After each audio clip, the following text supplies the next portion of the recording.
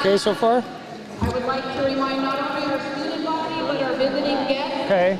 of our protocols during this ceremony.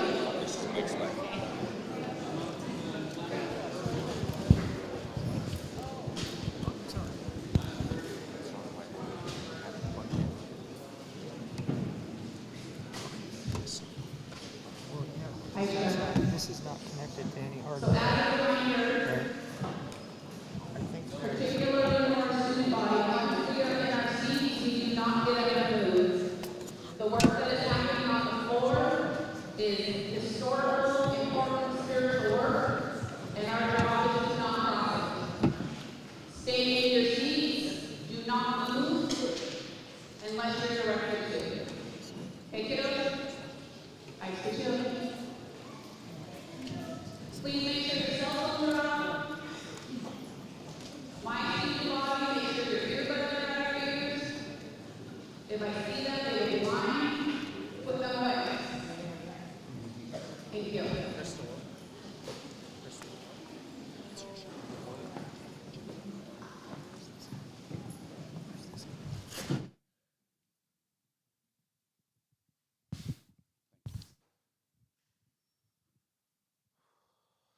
Awesome.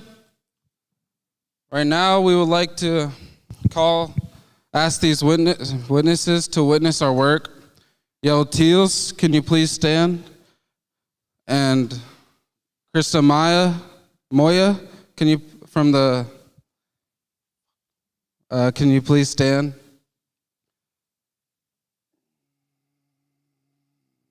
And Sakuios, can you please stand?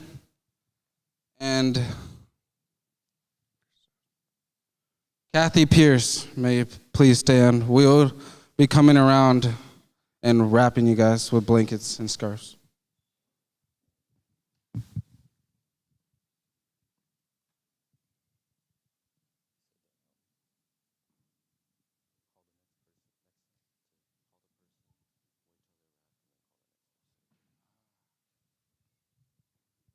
was not told that.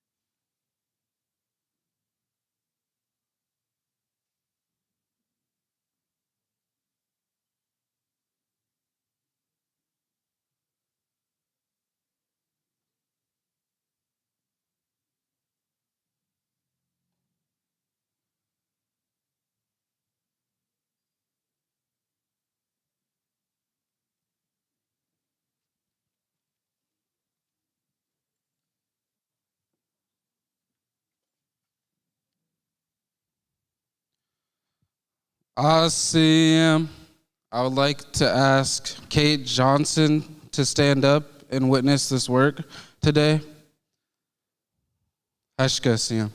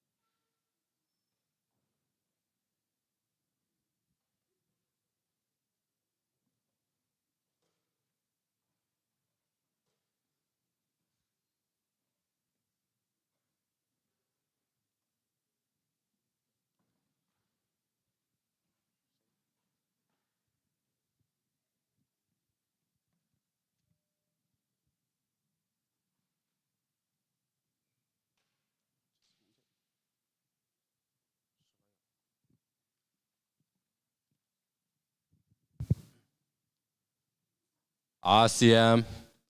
I'd like to thank the witnesses who are willing to witness our work. Now at this time, I'm calling Shaleok to come share the story of the Great Flood. Ashka ASEM.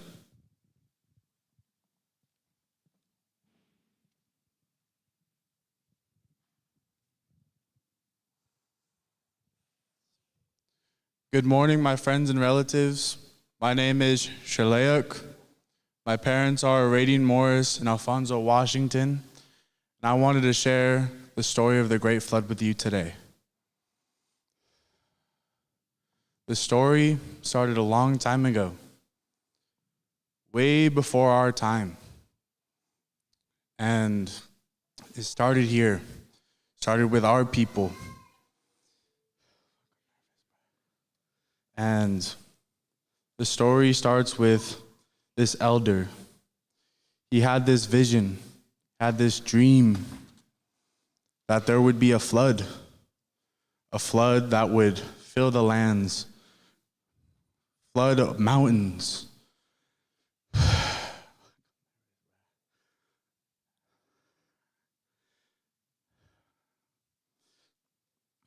And so he told his family, told everyone, told them, prepare for this flood. Prepare. And so they did. They made big canoes, 2 canoes, gathered resources, gathered the things they needed, taught the young, because they knew elders wouldn't be able to make it. So they taught the young to survive and keep on going without them, to keep our traditions going. And so they did. And then when the waters started to die down, some families started to venture off other areas. Some went south, some went north, some went west. And the way we know who we are is because we are the Mish people. Laktamish, Swinomish, so on and so forth. And that's how we know where we come from. Thanks.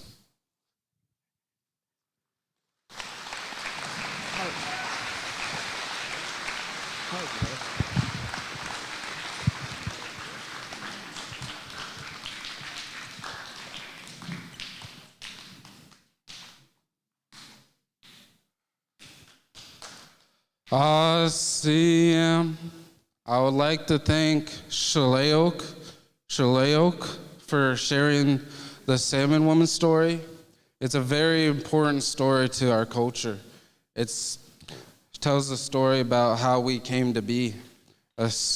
Swinnimish, Lactamish, all of us were related together. Now at this time, I would like to ask the Lummi Nation Blackhawks and the Lactamish to bring out the flags. And if any veterans would like to join them with bringing out the flags, you may get up and go join them. Haishka, I'm handing the floor over to you now.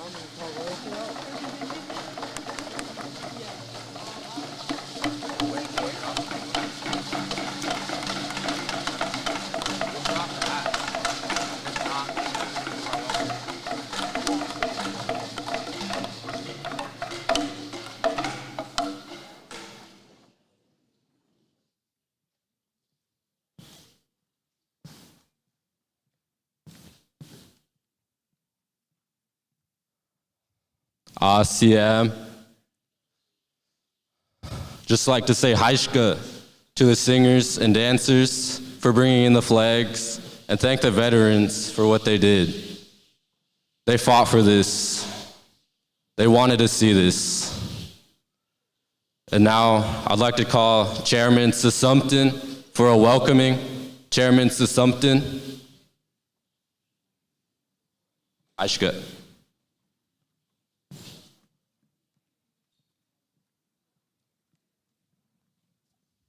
Right here. Yeah.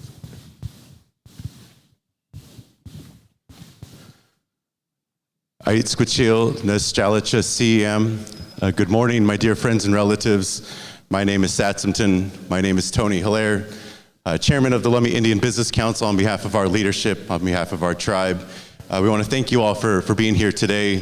To our visitors, our people here that are employees at the administration building but aren't necessarily from here. To our local, state, and federal delegates, elected officials, representatives, thank you for being here as well. This is the Lummi Nation. This is our home, and we are the Lummi people. We come from here, we come from this place, this reservation, and also throughout the Whatcom County and the San Juan Islands. We are the people of the Northern Straits. We are the Salmon people. Salmon is at the very heart of everything that we do here at Lummi Nation. It is our culture, it is our way of life.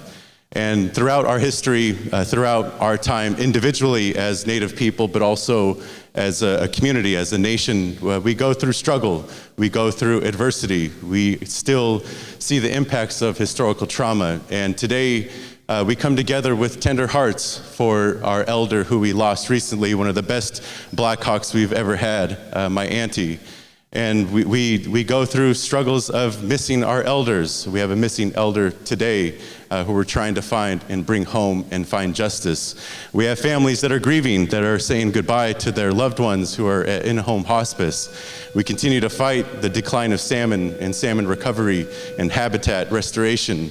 We continue to fight for our education, for everything that was promised to us in the treaty. We fight for health care, and the list constantly goes on.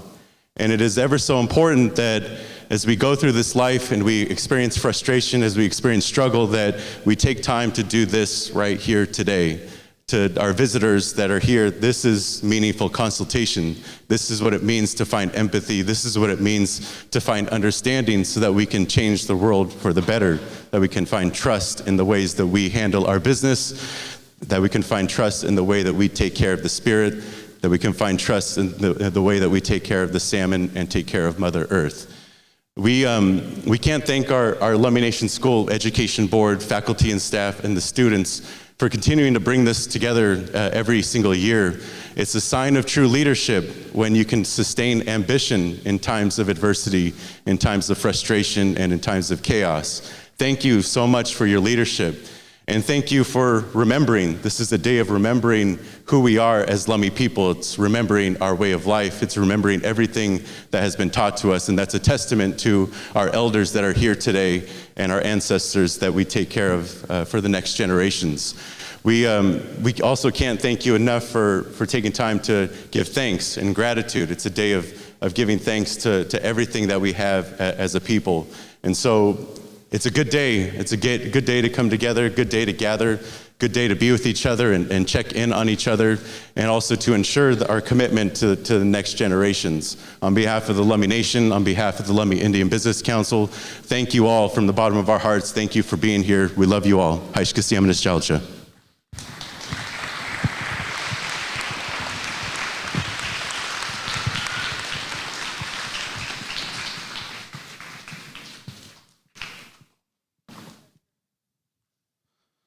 First of all, I would like to say Haishka to Sasumpton for sharing those words with us tonight. Today, right now I'm going to explain why the seniors are helping us tonight. You guys may be wondering why we are hosting the salmon ceremony. It's a graduation pathway for most of us. So we each do like a project, math project, English portion, and we put in 130 hours towards those projects. And then we host this salmon ceremony. We each got a job: security, greeters, main speakers, floor managers. So my project was making jam, 400 jars to be exact, which will be on your tables and gifts to you witnesses and delegates that are here today. It will be here during lunch, which is the reason I decided to make jam was because the way I feel for our culture is the thing that really connects us is food, which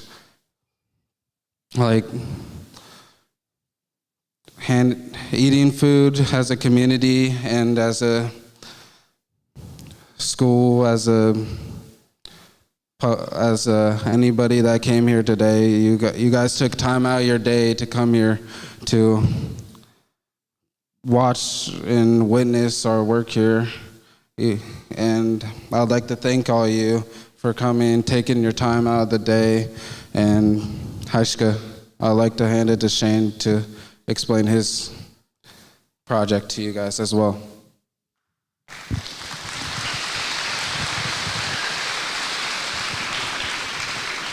Now CM, Nishalacha CM, Shane Sanasnat, Chuck Lummi. Hello, my respected friends and relatives. I'm Shane James, and I'm from Lummi. I'm one of your main speakers tonight, and I'd just like to thank Des. I think his jam's gonna be good. And my project was introducing sports med to the middle schoolers. I just told them about how the field work is gonna be and what to expect from the class and how I got to go to state. And I was the first one to have over 100 hours.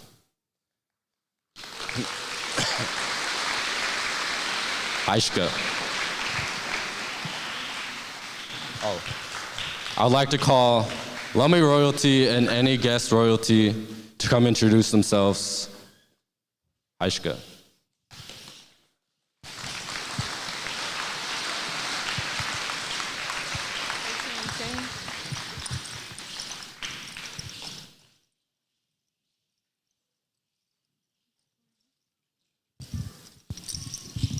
Now CM Nishalacha CM Tsi Lakadam I Wat Lama Sanasnat Chachlami I Shudubsin Kaftala Sanatan I Sowalt Sanaman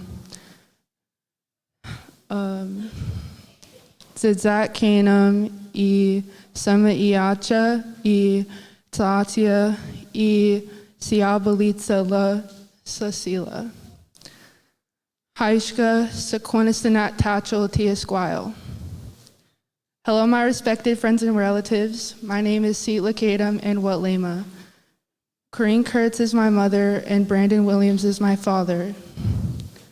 Richard LeClaire, David Williams, Victoria Joe, and the late Colette Bob are my grandparents. I'd like to thank you all for coming here today and witnessing the work that is about to happen. Thank you.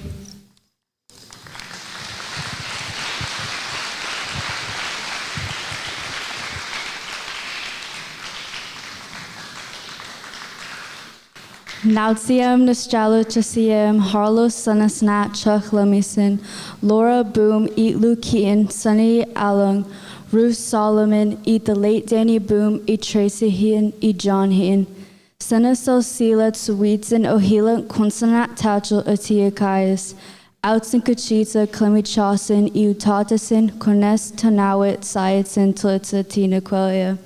Hello, my respected friends and relatives. My name's Harlow Boom Heaton. I come from Lummi and Upper Skagit. My parents are Laura Boom and Lou Keaton, and my maternal grandparents are Tracy Heaton and John Heaton, and my paternal grandparents are Ruth Solomon and the late Danny Boom. I am this year's 2025 to 2026 Junior Stomach Princess. Thank you for listening to my words, and I'll be introducing you to our visiting royalty.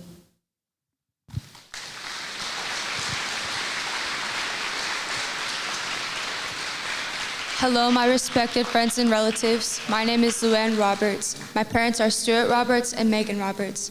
I'm standing here representing as Miss Nooksack Senior Princess 2024 through 2026. I'm very honored to be standing here and witnessing the first salmon ceremony of 2026. I hope you guys have a good travel home. Haishka.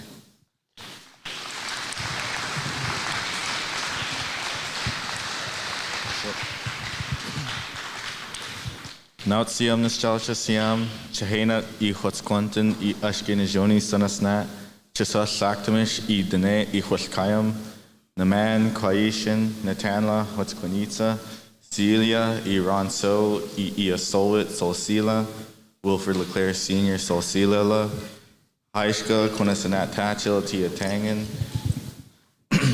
Hello, respected friends, relatives, family, traveling visitors. My name is Callan So. My traditional names are Chahanek, Huatzquantin, and Ashkenazoni. I come from the Lummi Nation and Navajo Nation. I'd like to raise my hands and thank you all for being here today to witness our work. I hope you have a good time. Aichka Siyam.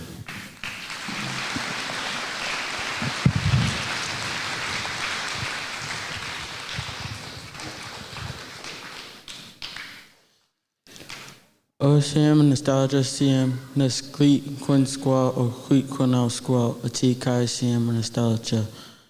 Na man similano na ten chantel lane chahomison. My dear friends and relatives, I'd like to thank you all for coming today. My parents are Jonathan Lane and Chantel Lane. I am from Lummi in the Squiola Nation, and I'm still learning the language, and I'm Stamish Junior Warrior 2025-2026. Haishka Shiem.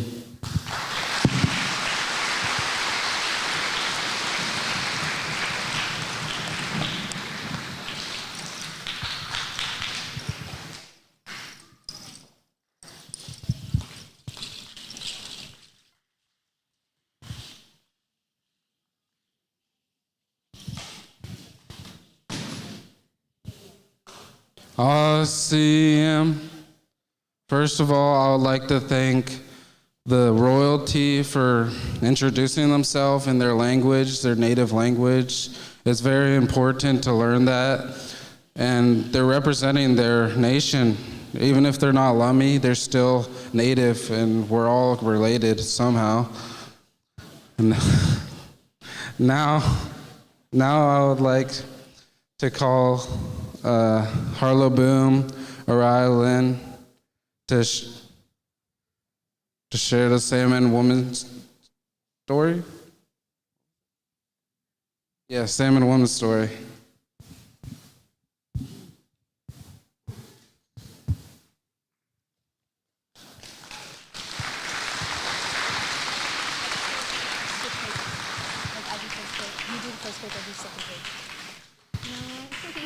Do the first page. No. You do the first page.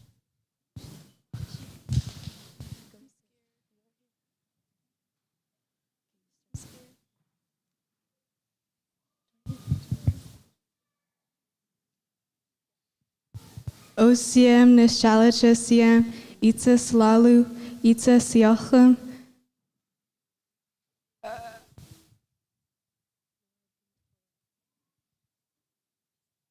Candelia Shea and Kyle Green are my parents. My name is Harlow Boom Heaton, and my parents are Laura Boom and Luke Heaton, and we will be telling the Salmon Woman story by Bill James. First part.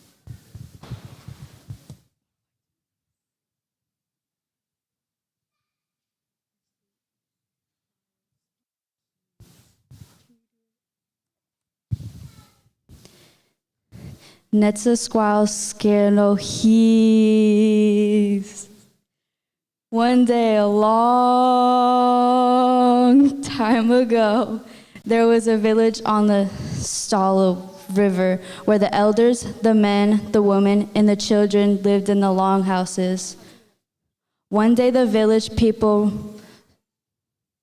ran out of food, and people started to starve and then die.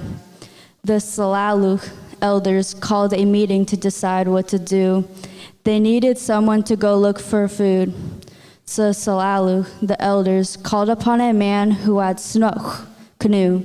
They called upon this man to take his canoe down to the river to look for food. So the man carried his canoe to the river and journeyed out to search for food. He paddled down the river and out the ocean. As he paddled through Hales Pass and reached the north end of Lummi Island, Nensa Spachwam, lots of thick fog came in, and it was hard to see. Our people were very smart back then. The fishermen didn't have a compass. We had something similar. The fishermen would carry a bundle of sticks in their canoe, and they would set a single stick in the water directly behind the canoe. Depending on which way the stick floated, they knew which way to paddle. As he began to paddle farther through the fog, he could hear this sound. As he paddled farther and farther, it became louder and louder and clearer. As he became closer, he could hear it was someone crying. As he paddled toward the direction from where the crying was coming from, he could finally see that it was a woman crying by herself. She was so sad and crying so hard. The man paddled up to the woman. It stung its watch. "What are you doing?" he asked. "I am so sad. No one likes me. No one wants me around," she said sadly. "It stung its watch," she asked.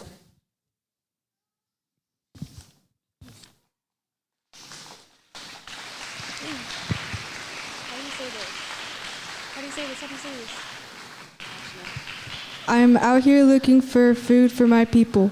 The people of my village are starving and some have died, he explained. "Take your hat off," she said. The man was wearing a big cedar hat, so he listened to the woman. "Now dip your cedar hat into the water," she told him. He was unsure of why she wanted to dip his hat into the water, so he was hesitant. "Now dip your cedar hat into the water," she told him again. This time he listened to the woman as he leaned over the side of his canoe and dipped his hat into the water. He noticed something. He pulled his hat back out and poured it into his canoe, and as he did, salmon fell into his canoe. "Achini, oh my goodness!" The man was surprised. "I am Salmon Woman," she said. "These salmon are my children. Take as many as you need," she said generously. So the man dipped and dipped and dipped his hat into the water until he had enough fish to feed his village. The man was so happy, he said to the Salmon Woman, "I want to invite you back to my village." The Salmon Woman agreed and climbed into the man's canoe, and together they paddled back to the mouth of the river up to the village. As they began to approach the village, the Salmon Woman stood up and sang this beautiful song. The people of the village heard her sing this beautiful song as they approached the riverbank. The man stood up proud and said, "We bought some Chinook fish. This is the Salmon Woman, and these salmons are her children. We may have as many as we need," he said.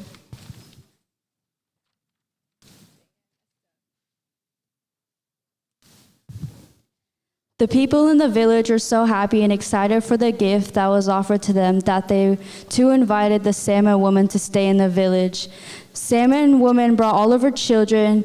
All the salmon swam up to the river to where they will make their beds.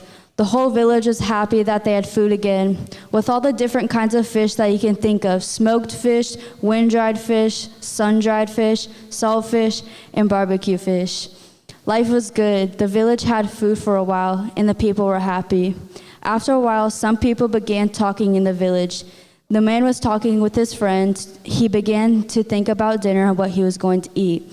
"I hope we are not having fish today. That's all we eat is fish, fish, fish. And if I have another fish, I'm going to be sick. Yuck." The Salmon Woman happened to be close by and heard what the man said. She became sad again and called to her children from the river. She called them back down the river, and they left. The village began to run out of food again, and the people started to starve and die. "Where did the Salmon Woman go?" the elders asked. "Someone said they saw her leave." "Go find her," said the elder. So the village sent the man with the canoe again. The man journeyed back down the river and back out the ocean and up through Hales Pass. He paddled through the north end of Lummi Island. Colette Nunsa Spachwam came in, and the fisherman had to use his compass. As he paddled farther, he could see the salmon woman crying in the distance. He found Salmon woman again, and he paddled up to her. "Are you okay?" he said. "No, I am not," said the salmon woman. "Someone in the village was saying mean things about my children, and it makes me feel unwanted," she explained. "I am very sorry. I apologize for what they said, but we want you to come back," the man said.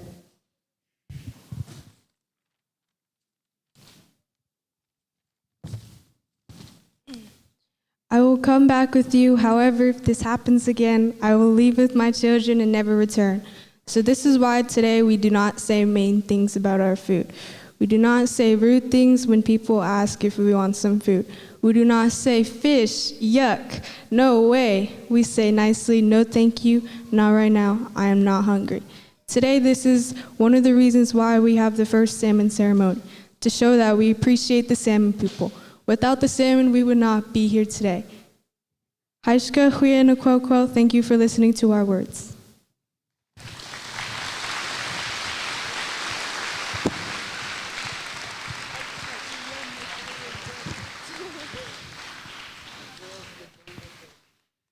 I'm so scared. You guys. I gave the paper to you.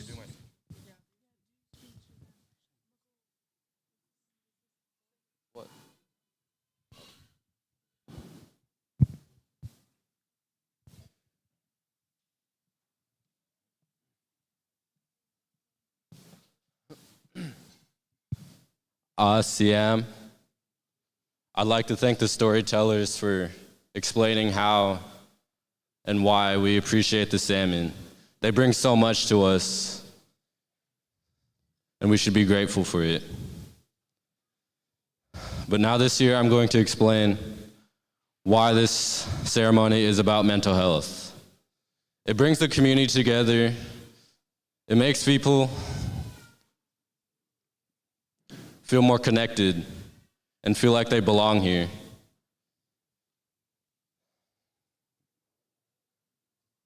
And it lets the youth know they have their own role, and they'll have their own role in the future, and that there's help all around. Everyone at these tables, in the bleachers, everyone is willing to help you learn, make you feel more connected to the community and all the different generations.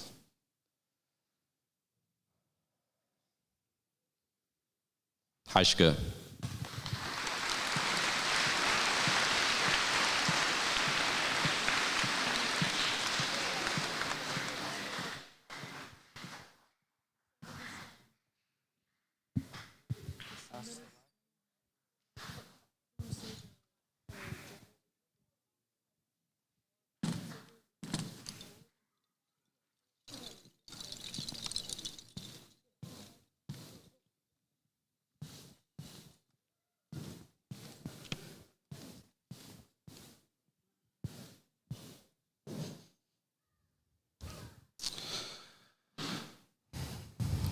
CM. Right now, I'd like to thank Shane for sharing how this is related to mental health. Because as the seniors, you guys may not know this, but we have meetings to set up this salmon ceremony. And we decided mental health during one of those. The reason I voted for mental health is because I believe it's very important to our culture. So mind, body, spirit, you have to take care of both of those, all three of those. Because if you don't, you will be in very bad health, especially mentally. All of them, all three of those are connected. If you're not taking care of your body, your mind is probably not very taken care of as well. And your spirit, you have to connect with your culture to really connect with your body and mind. Right now, I would like to ask Galactimish to share a song with us. today. I'll be handing the floor over to them right now. Hashka. Hashka.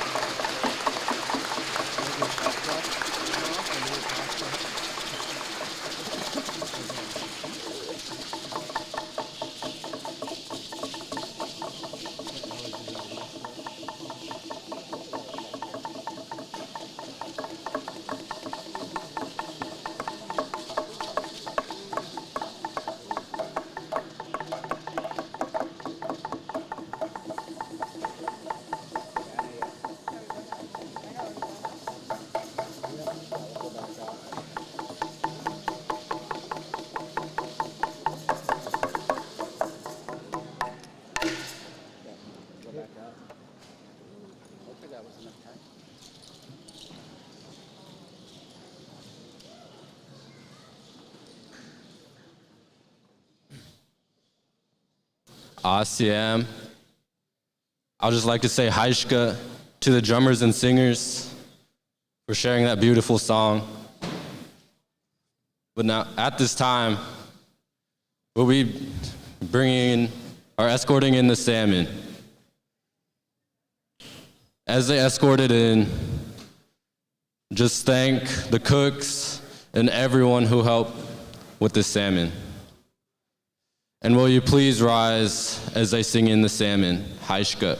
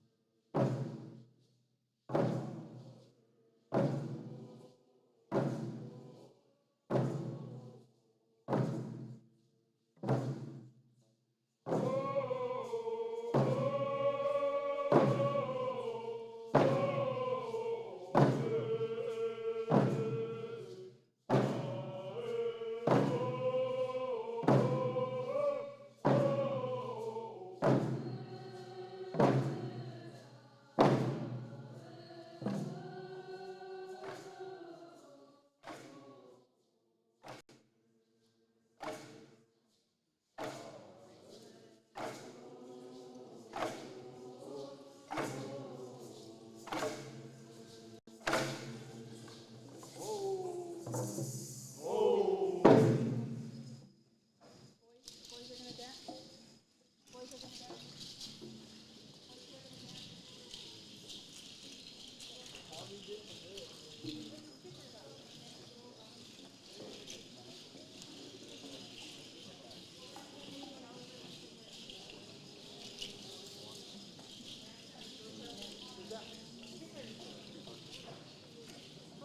and relatives, you can take your seats now. I trust him to clear them.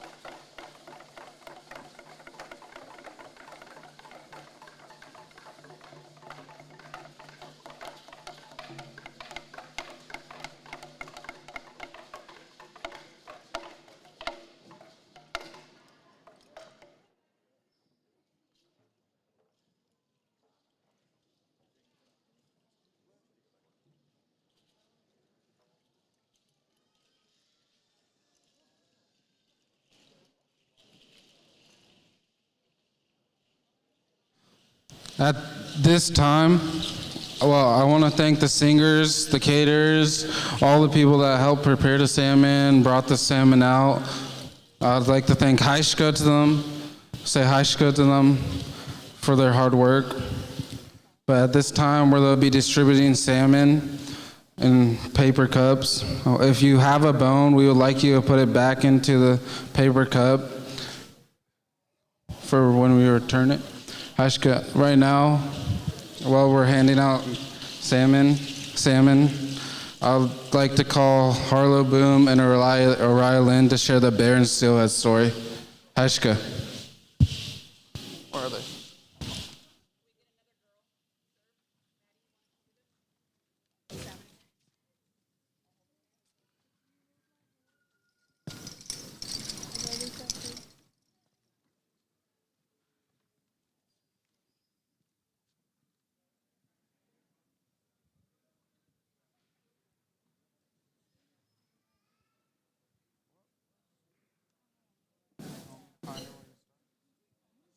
Should I just start the whole page?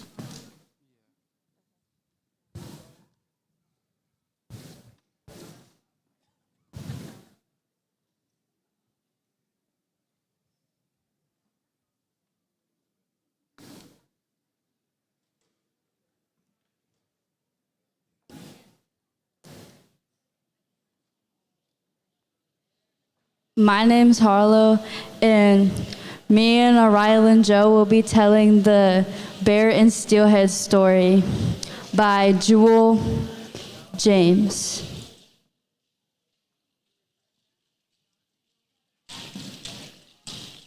I'm starting.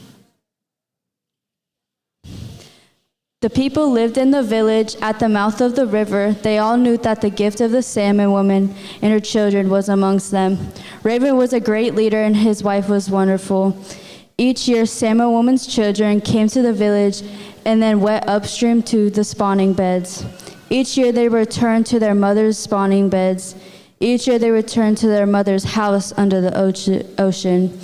But the people knew that the salmon children would return each year. All the people learned to keep this respect for the children as guaranteed their survival.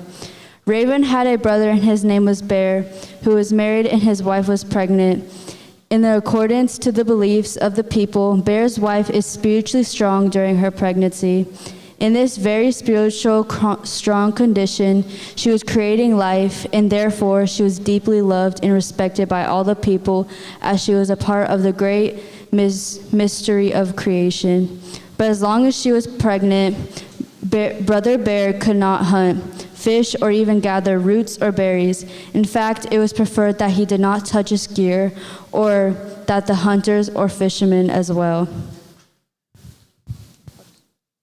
The people believe that some of the powers around Bear's wife during this time of creation could rub off and influence the things Bear does or touches in a negative way. If he touches the hunting, fishing, or gathering gear, then it could cause harm to the owner, the plants, and even the animals themselves. The hunters and fishermen always prayed before they left. This was the respectful manner, for it was tradition for the people. It was understood that plants and animals were food, but it was known that they were once spiritual beings at one time and deserved to be cared for in a respectful way. Tools had to be cleaned physically and spiritually so that they could work properly. If Bear touched these tools, then he could undo all that work. Brother Bear was restricted from hunting, fishing, or gathering as long as his wife was pregnant. It was Raven's duty to hunt and fish and ensure that plants and roots were gathered for the house of his brother. Raven gathered up his gear and did his duty, helping to provide for his brother's family. To Bear, it seemed that each hunting or fishing trip his brother went on took longer and longer. Bear became restless and he wanted to go hunting. He wanted to go fishing. He wanted to do something. It seemed that the rule of his not doing any of these fun things was unfair. He was a man, he should provide for his family. No, not anyone else. It did not seem necessary to him. After all, it was his wife that was pregnant, not him. What harm would it do if he went fishing at least? Raven was gone and not expected back for some time. The people would not notice if he left for a short time, and if he went fishing, then he could provide for his wife with extra food above and beyond that which his brother was providing. He was a man, he should provide for his own wife. This thought became his justification. No one would blame him. Besides, what was right for Raven to do all of his duties?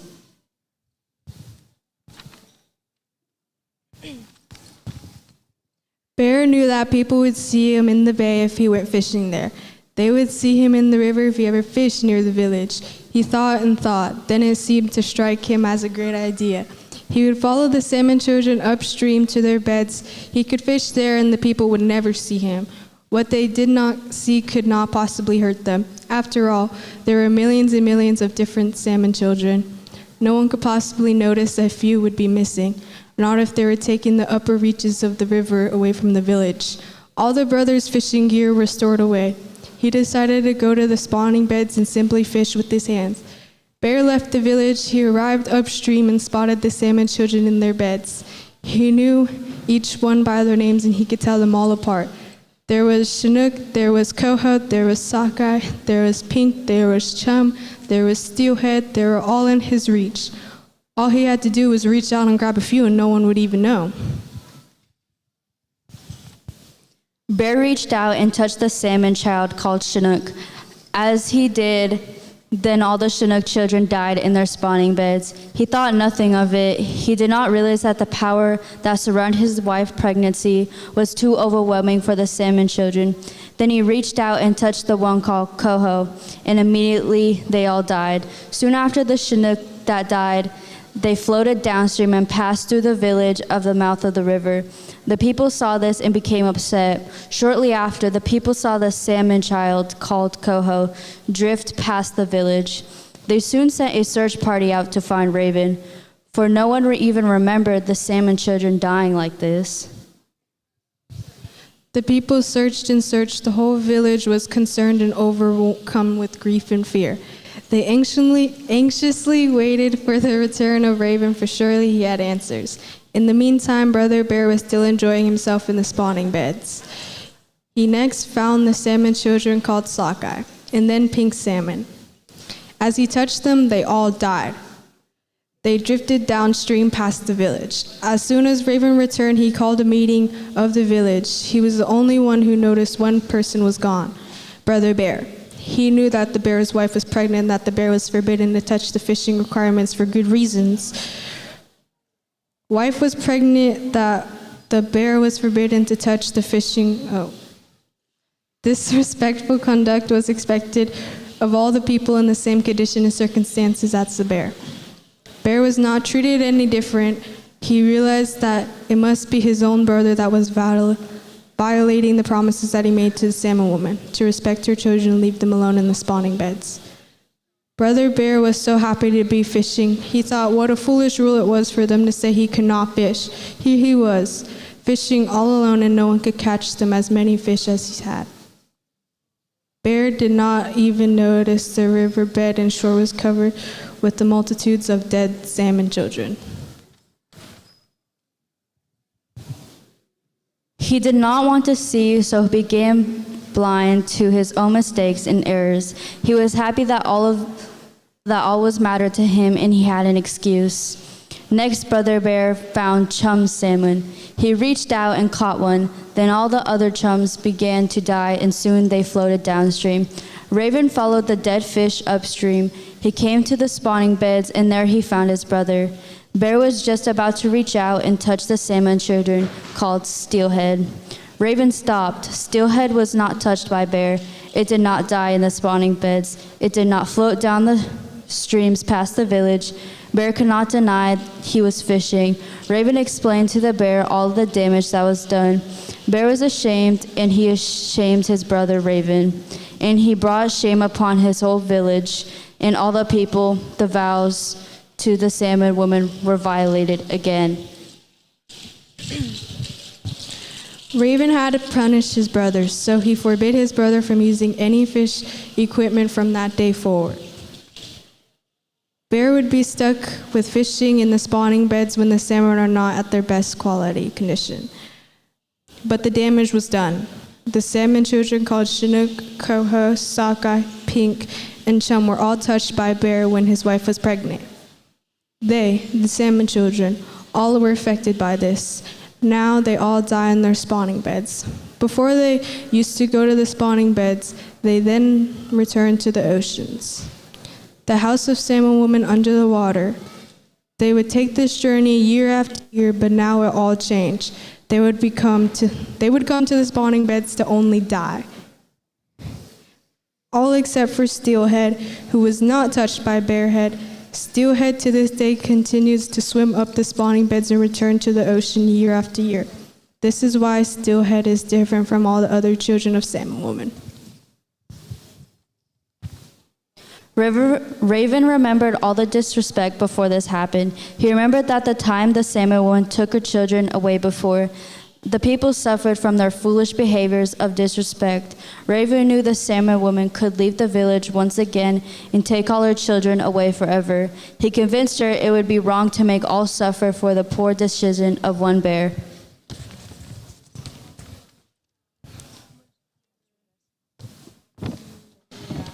But he knew all of us were responsible to make sure such disrespect did not happen again.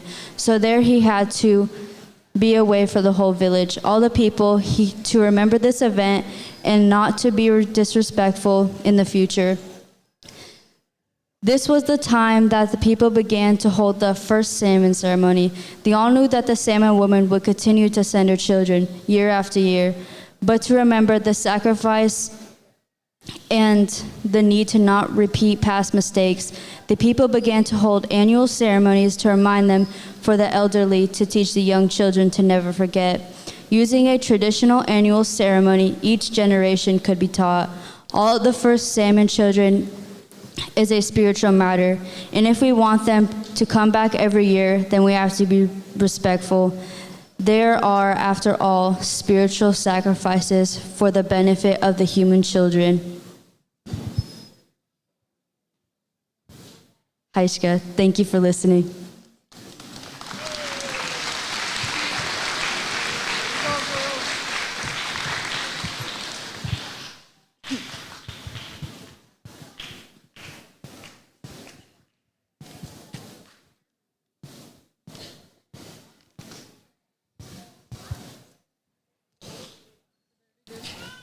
Huh? Do singers?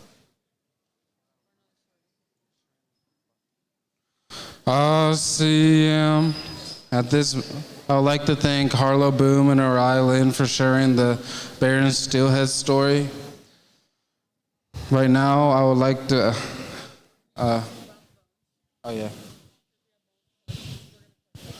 If you have bones, put them in the cup and hold them up so our youth could collect the bones from you, please.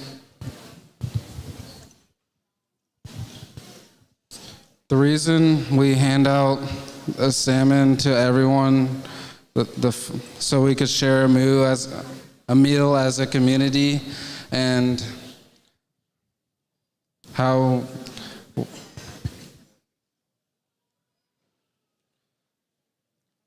the salmon really connects us together because we're eating from the same salmon, the same soul, the same body, the same meat.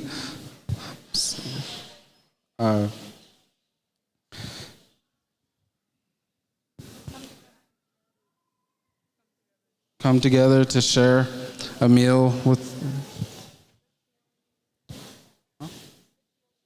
good fish. Ashka, Siam. Thank you for being here, and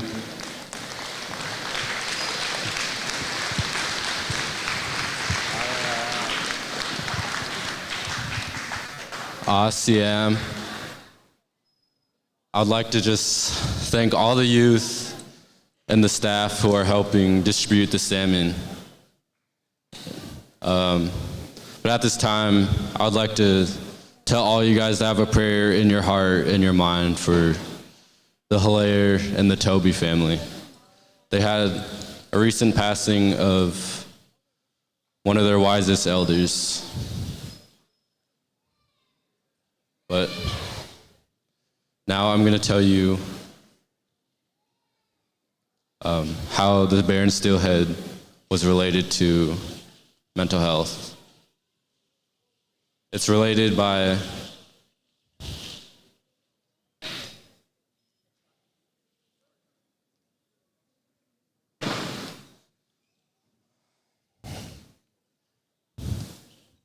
it just explains how you should keep yourself disciplined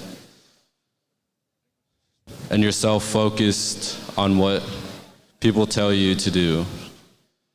And listen to your elders, and listen to yourself.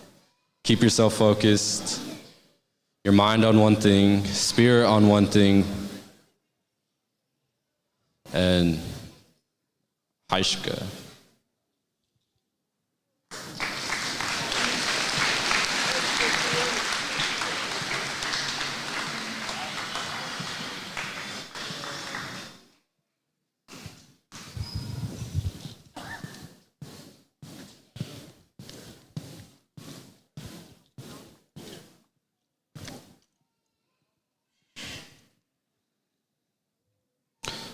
ASEAN,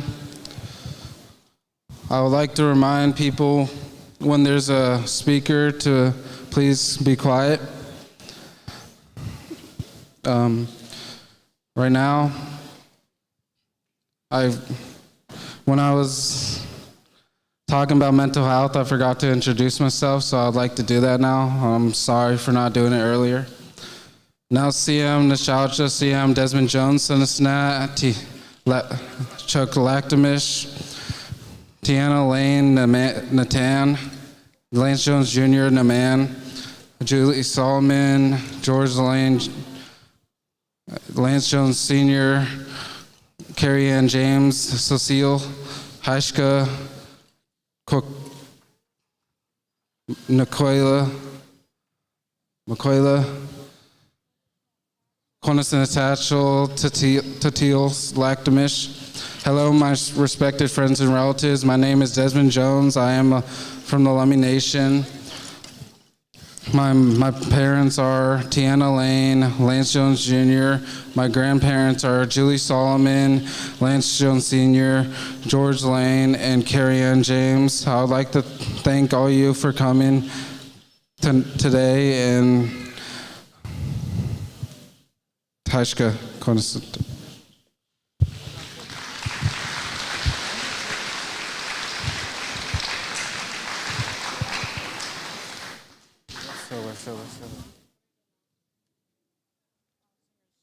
Okay.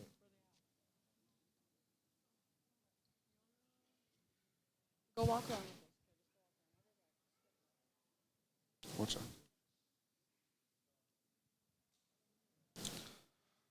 Right now, I would like to please ask the Lactamish singers to please share a song.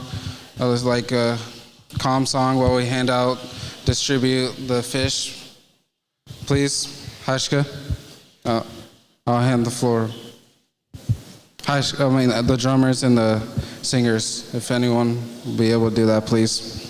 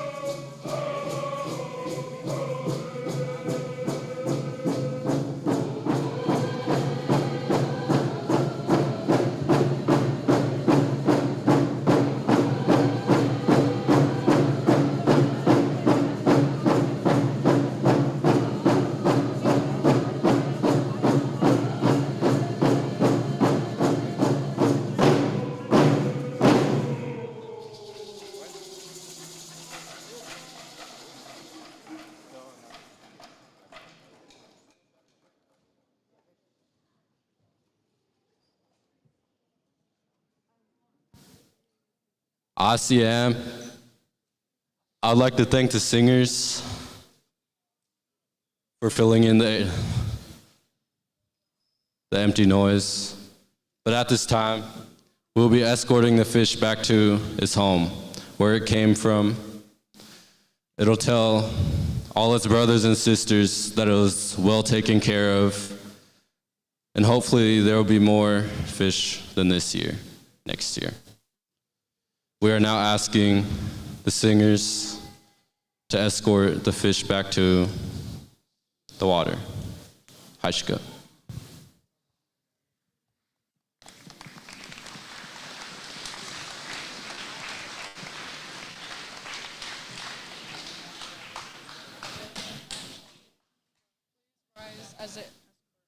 Please rise as the escort.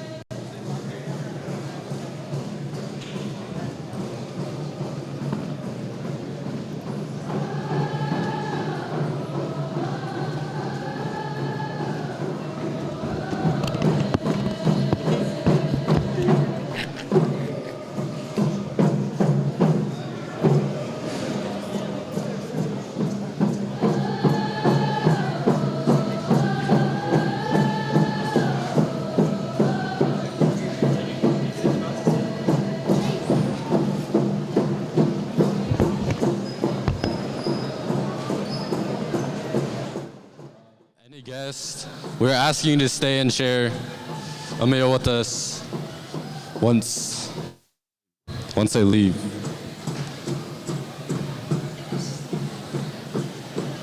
Everybody hold your place. Everybody hold your place. Do you want us to stay or can we keep going through? Please stay.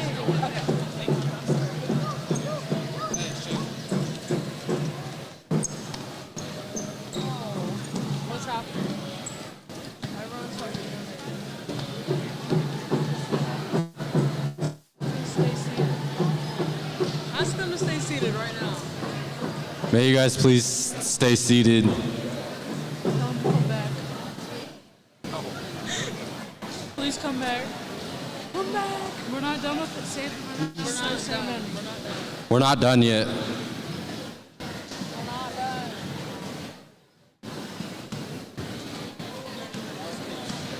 ASEAN.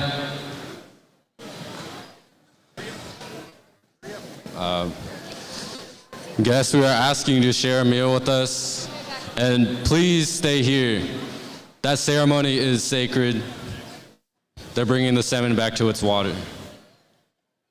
And now we're asking any singers and dancers that are still here to bless the food.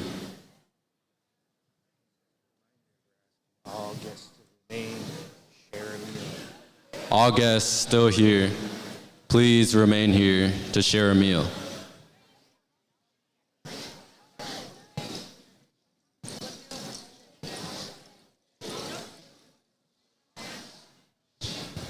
If you're at the tables, you will be served.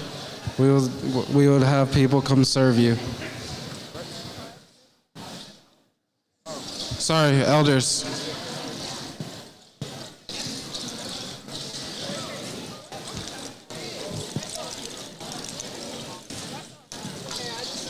I said they could sing the couple fun others. Okay.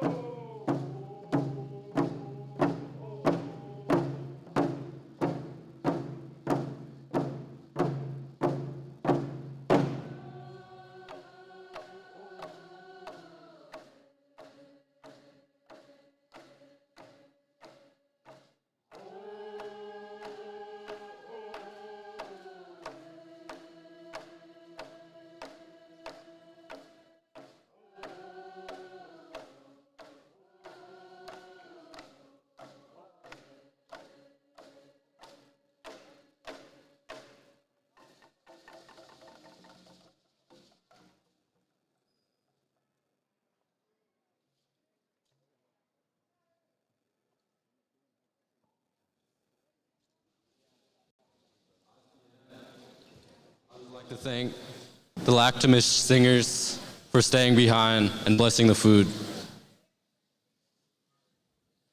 Delegates, elders, and anyone at the table will be served. You do not have to get up and go to the little gym. But guests, other community members that came, can go serve up in the little gym.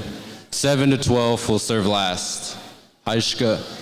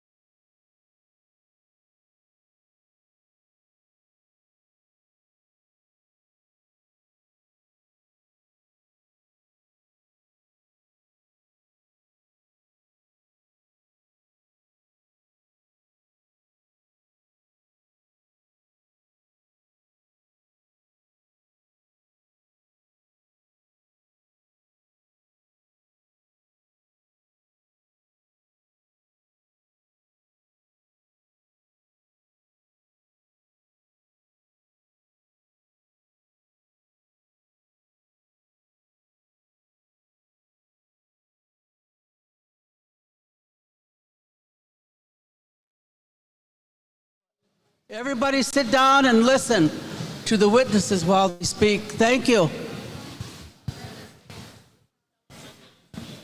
You're welcome.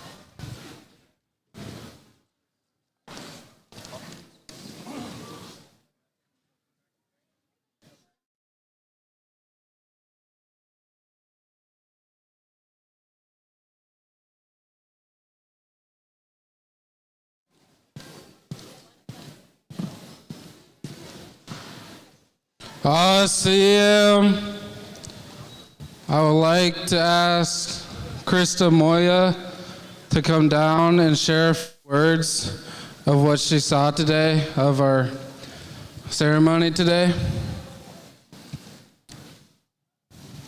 Thank you so much. Yad eshe Krista Moyan Jiab Anin Shlors Gadzo Bachachin Ketlachini Dashache Ado Twidik Oja Dashanala. Hi, my name is Krista Moya. I'm originally from the Navajo Reservation, from the Four Corners area, and it's a pleasure to be here today. I feel really honored to have been called to serve as a witness. I've been coming up to Washington State for over 25 years recruiting for the Gates Millennium Scholars Program, as well as Native Forward Scholars Fund. We're the largest scholarship provider to Native students in the US, so I've had the privilege of recruiting a lot of community members and who have benefited from our resources. And this is the first time that I've been able to witness and take part in such a beautiful ceremony. And I know what I experienced today and saw. You were surrounded, students, you were surrounded by your ancestors. I could feel it. And I'm going to get emotional just talking about this. It was just so beautiful to hear your songs and to watch the dances, to hear the stories, to know that you have embraced your culture, your elders, and you're listening to their teaching and you're learning from them. I know it's really difficult sometimes, and you're vulnerable today, and it takes practice. But I think at the end of the day, you just keep those songs, keep those dances close to your heart. And anytime, no matter where your journey takes you, rely on those teachings, rely on those songs, rely on those dances, because those challenges that you face, that's what gives you strength. And I saw that today. And all the young people, from the little ones to the older ones, I saw courage, I saw strength, and I think that's exactly what your ancestors would have wanted. And I know it took a lot of planning to put this event on and to take part in this. So I want to give kudos to all of the students for all that they've put into today's ceremony. And again, thank you for allowing me to take part in this and to witness this. And I'm sure to take this back home with me. You filled me with so much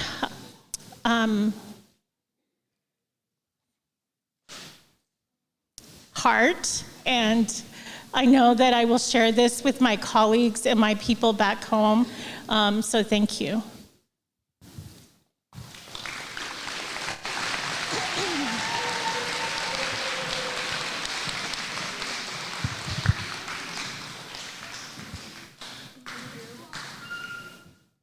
I would just like to say Haishka to our witness, expressing her feelings about what she's seen today and leaving it out on the floor. But now I'd like to call down our next witness, Kate Johnson. Aishka. Hi everyone, my name is Kate Johnston. I'm here all the way from Ferndale High School today with my softball team. We are here for our teammate Sienna because we wanted to witness all her hard work today that she put into this ceremony.